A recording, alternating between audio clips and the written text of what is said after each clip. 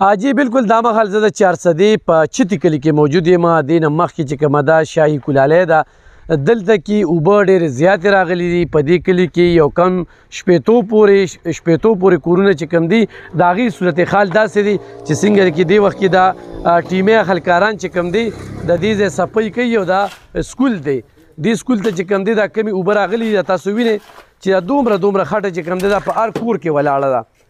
خو چونکې د کور خو دوی سره وسایل نشته دي، دلته کې ورته دا ویل کېږي چېرې تاسو کیمپونه پرېږدئ.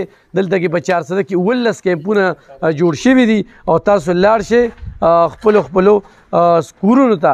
خو چې په کورونو کې دا قسمه خټې وي، د دې خټو د ویستو چې کوم دی هېڅ قسمه انتظام نشته او نه دا چې کوم دی نو د دې بلچو کار دی. په دې بلچو باندې چې کوم دی دا شمشتی په چال باندې دا په شواروز نه چې دا په دې هفته کې هم چې کوم دی نو دا داسې نشي صفا کېدی. نو هسې هغه سترګې په غړېدلو سترګې چې کوم دی ګوتې ورټومبل دي. عملي چې کوم دی د ضلع انتظامي لخوا هغه شانتې کار په نظر نه راځي.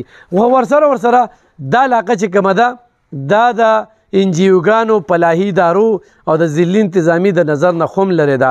خو بیا خوب چې دا خلکاران راغلي نو دلته کې ناظم په ذریعه باندې راغلي. تاسو لږ راشئ جي د چتي کلي. بسم الله الرحمن الرحیم. دا زمونږ کلی دی چتي کلی. دا د خیالي سیمې بالکل په خوله کې پروت دی. دې ځای خلک ډېر پسمانده، ډېر کمزوري او غریبانان خلک دي. د دې خلکو ذریعه معاش دا د تجارت دی. د دې پټو نه کم حاصلات راوځي، په هغې باندې خپل ژوند تېروي، په هغې د زندګي پټي خراب شوي دي، دارومدار دی. په پټو باندې لهې پرتې دي او په لهو کې پټ دي. په دې ټول کلي کې چاته د سارو دپاره د ګیا ځای نه میلاویږي. مطلب داسې پټې پکې اوچ نه دي پاتې شوي چې بنده د هغې نه ګیا وریبي او خپل سارو باندې. څوک دلته راغلي دي؟ داسې کمزوري کم خلک راځي.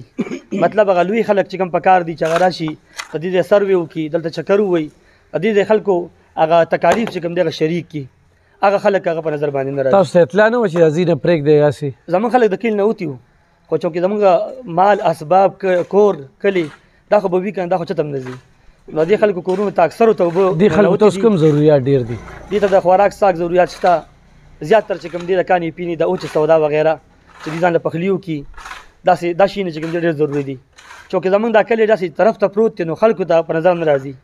هغه د چوتي پل نه راواخله چې دې خوا بنده راځي، د چتې کلی چا سره په کاغذ باندې مخې ته نه راځي. په کاغذ نوم چې کوم دی مخې ته شته، چتې کلي نه په کاغذ باندې نوم راځي. اوس په انشاءالله په کاغذ باندې راشي. خیبر نیوز په دغه شیشه باندې ټوله دنیا یې ګوري او خیبر نیوز دی چې هغه ځایونو ته ځان رسوي چې کوم ځای ته انتظامیه خو هم نه ده رسېدلې. دې خلکو ته د خوراک څښاک د دوی څاروي چې دلته کې 800 نه زیات څاروي مړه شوي دي. خو چېرې دا حال وي د ګیا چې کوم دی دې وخت کې لایوسټاک سره ضلع انتظامي سره هېڅ قسمه بندوبست نشته دی، نو مزید خدشه ده چې د دوی څاروي چې کوم دی نو هغه مړه شي. بل د دوی چې کوم فصلونو باندې دارمدار دی نو په هغې کې چې کوم دی نو هم دغه شانتې لښې ولاړې دي او فصلونه یې دغه دي. د پاک اوبو دوی ته سره چې کوم دی نو بندوبست پکار دی. دا خیڼ پمپ چې کوم دی دا غونډې خرابې شوې، په دې کې اوس میسانې دننه موجود دي. دا د جینکو سکول دی. دلته کې چې څومره سکولونه دي، جوماتونه دي، کورونه دي، همدا یې حال دی.